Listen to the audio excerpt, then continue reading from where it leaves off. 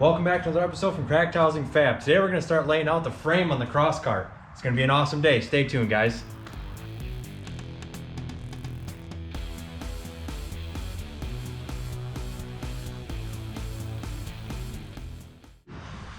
Alright guys, we're going to get to work on putting the frame together. Kurt's getting some of the stuff put together right now, and we're able to work with the door open today because Michigan has blessed us with a nice sunshiny warm day. Really quick guys, before we get started, the last couple of videos haven't done super well, so we need your help. Leave us a comment, like the way that the algorithms work. YouTube bumps our videos up more the more interaction we have, so we try to go through, and Kurt and I do spend time, we read the comments, we respond to you guys, and it's been a lot of fun interacting with you guys and talking with you guys. So if you could do us that favor, that would be awesome.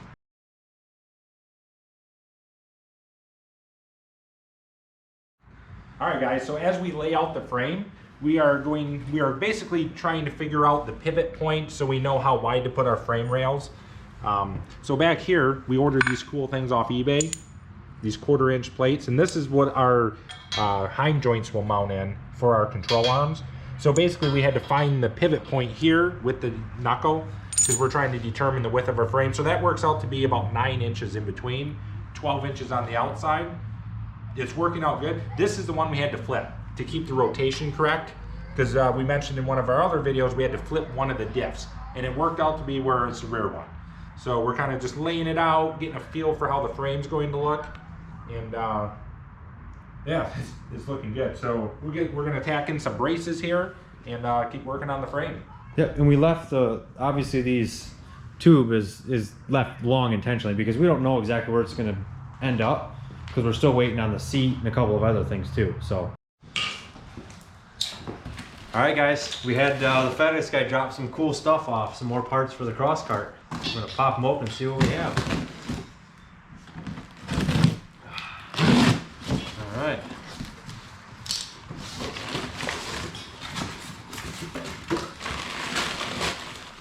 All right, so this is a cool part of the build we were excited about. Ooh, that's cool.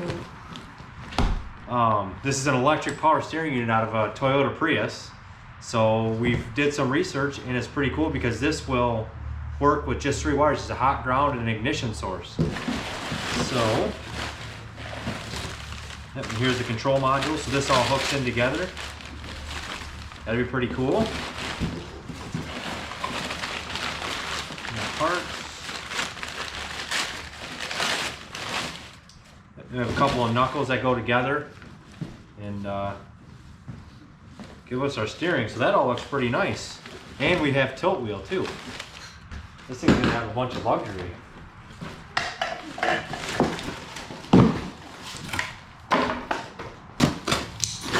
All right, next thing.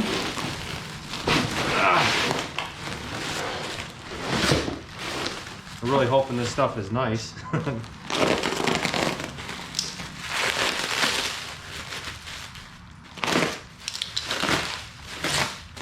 And this is the rack and pinion out of the Prius. I know that most of the people in the automotive world and car guys hate the Prius, but if it has good parts for this, I'm okay with it. All right, what do you think, buddy? That looks pretty good. That's gonna be nice. That's not very wide at all. No, that's like right on. Because we were kind of anticipating maybe being a little too wide, but I think that's gonna be really nice for the front. This is a nice shape. And really, just having power steering on this thing, we're already making it cool with 4-wheel drive. Yeah. But to have electric power steering, this is going to be a fun build. We talked about it while we were working on coming up with the ideas that without power steering, with it being 4-wheel drive, it might torque steer and drive really weird. So we wanted to be able to make sure that we can, you know, get on it, pin it, and it'll just go straight, and you can hang onto the steering wheel no problem. So. Oh, and that's the control box for the power. This is the control unit. Yeah, because this has its own standalone control.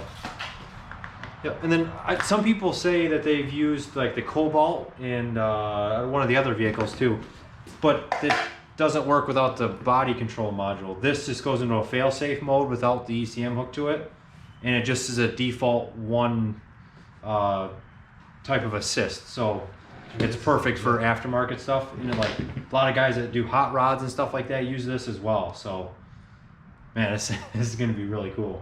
I like it.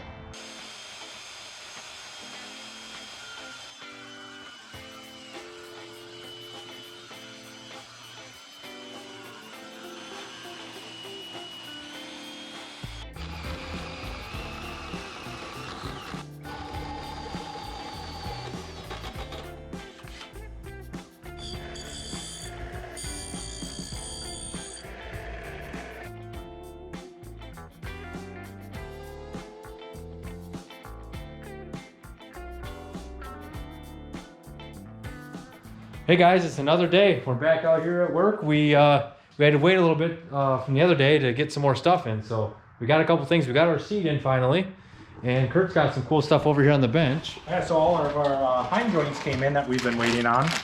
So these are pretty cool, all for the control arms. Got a couple different sizes for the upper and stuff. But yeah, these are very cool. So that'll be fun to get working on that. And also, I was on Facebook Marketplace and I found another drive shaft for a Subaru. So now we kind of have a complete drive shaft, and then when we have it made, you'll just combine the two pieces. Yep, because we only had just the one end, the one bolted end, and obviously the other end on the car is a spline slip yoke or however it works. But so now we'll have two ends, and then this moves in the middle, so that way we'll be able to actually get the drive shaft out.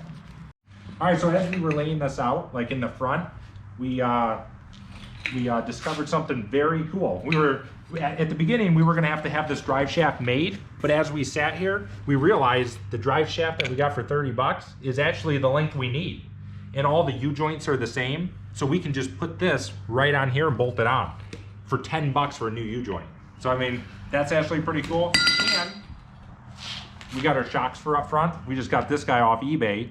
If you remember on Not So Simplicity, that YZ450 we tore apart, this was the rear shock on it, fully adjustable, and we found the same one on eBay. So they're gonna look pretty sweet up there. So it's kind of coming together, the layout. So we've just been spending a few minutes trying to brainstorm and kind of see where everything's gonna end up. So I think it's time to get to work.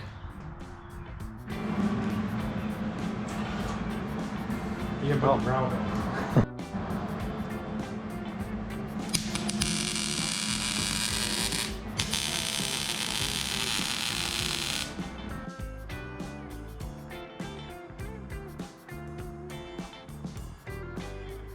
All right, so we're finally getting some of the frame welded together.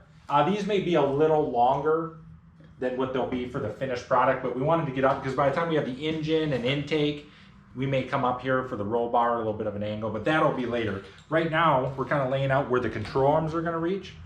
And on the hub here, the center point from here and where our top hind joint's going to be is 8.5 inches center. So we wanna match that on the frame.